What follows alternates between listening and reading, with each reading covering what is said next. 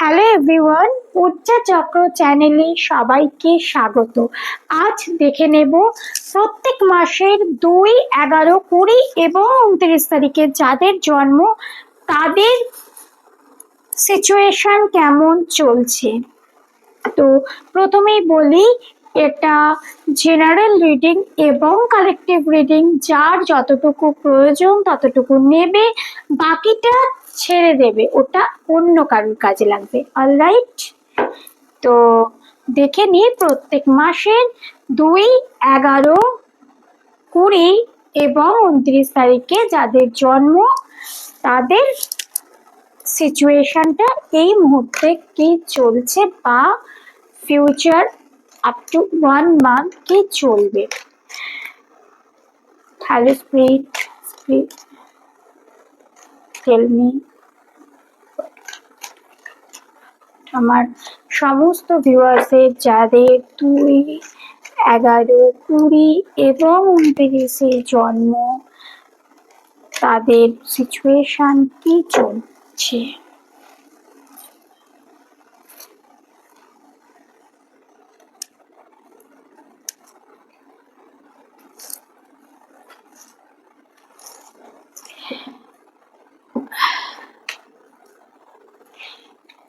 যাদের 2, 11, 29, 20 এবং 29 যাদের জন্ম, তারা প্রথমেই বলি তারা ভীষণ ইমোশনাল একজন পার্সন। এদের মধ্যে কেউ কেউ থাকতে পারে জেমিনি, কেউ কেউ থাকতে পারে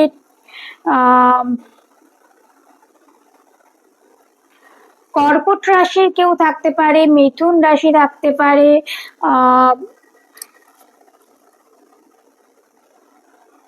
অথবা থাকতে পারো তুলা রাশি। তো তারা ভীষণই ইমোশনাল একজন পার্সন। প্রিভিয়াসলি এখানে শো করছে একটা কনফ্লিক্ট সিচুয়েশন। দেখো, এটা মাইনার আরকানা কিন্তু এটা রিভার্সে এসছে। তো একটা কনফ্লিক্ট সিচুয়েশন শো করছে, দু নৌকোয় পা দিয়ে, মানে সিচুয়েশন ব্যালেন্স করতে না পেরে ল্যাক অফ মানি শো করছে। প্রিভিয়াসলি কারু 2, 11, 20 এবং 29 যাদের জন্ম, জেমিনি, তুলা,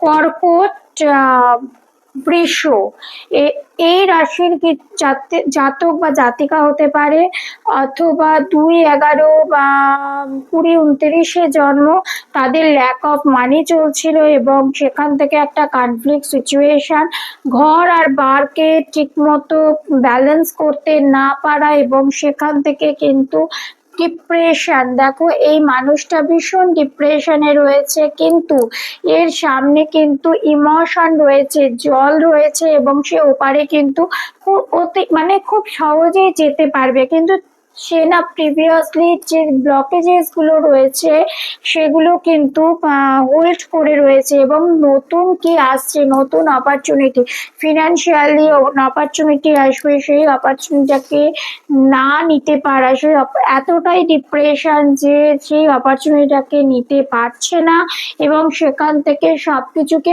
আঁকড়ে ধরার চেষ্টা করছে। ওরা কোথাও একটা মনে হচ্ছে, তোমাদের মধ্যে কারুর মনে হচ্ছে যে আমি ফ্যামিলিতে সময় দিতে গিয়ে আমার বাইরের, মানে আমার কাজের জায়গায় সময়টা কম দিয়ে ফেলছি, অথবা কাজের জায়গায় সময় দিতে গিয়ে ফ্যামিলিতে সময় কম দিয়ে ফেলছি। এই সিচুয়েশন, দোটানা সিচুয়েশন কিন্তু তোমাদের মধ্যে রয়েছে। এর মধ্যে কারুর লাইফে নতুন কেউ একজন আসবে যে ওর মানে অলরেডি এসে গেছে অথবা আসবে, যে কিন্তু ভীষণভাবে তাকে হেল্প করবে এবং ফিনান্সিয়ালি এবং ইমোশনালি হেল্প করবে। এবং সেই ইমোশন হতে পারে পূর্ব পরিচিত কেউ, এমন কেউ আসবে যে কিন্তু পূর্ব পরিচিত কেউ একজন আসবে এবং সেখান থেকে লাইফটা কিন্তু ভীষণই স্মুথ হবে। এটা কিন্তু মেজর আরকানার কার্ড এবং কিন্তু এটা কিন্তু লাভার্স কার্ড।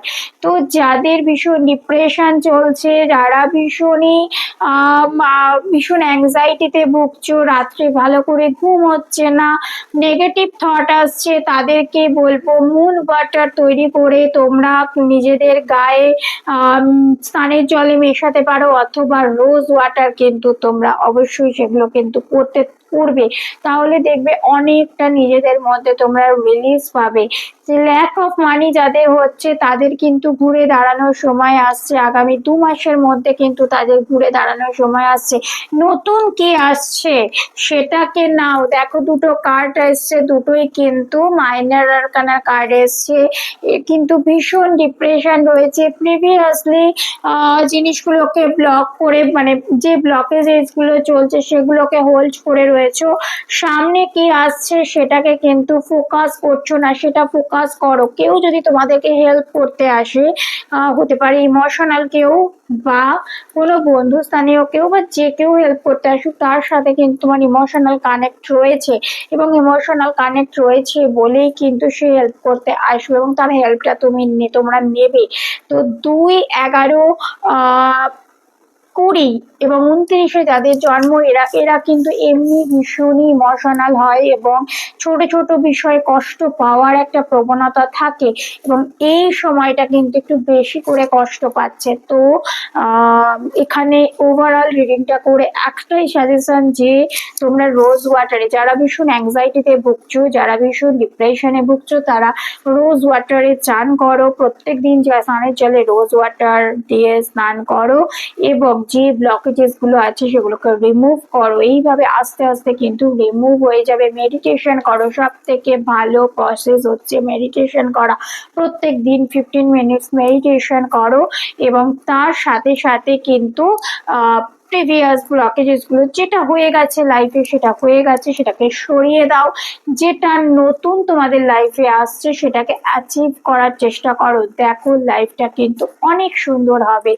ভিডিওটা ভালো লাগলে লাইক, কমেন্ট, শেয়ার অবশ্যই করো। যদি রিডিং এ কিছু বুঝতে অসুবিধে হয়, কমেন্ট সেকশনে কমেন্ট করো, আমি চেষ্টা করব তোমাদেরকে প্রপারলি অ্যান্সার করার। আজকে রিডিংটা এইটুকুই। সবাই ভালো থেকো, সুস্থ থেকো, এবং সব সময় পজিটিভ চিন্তা ভাবনা করো। Thank you.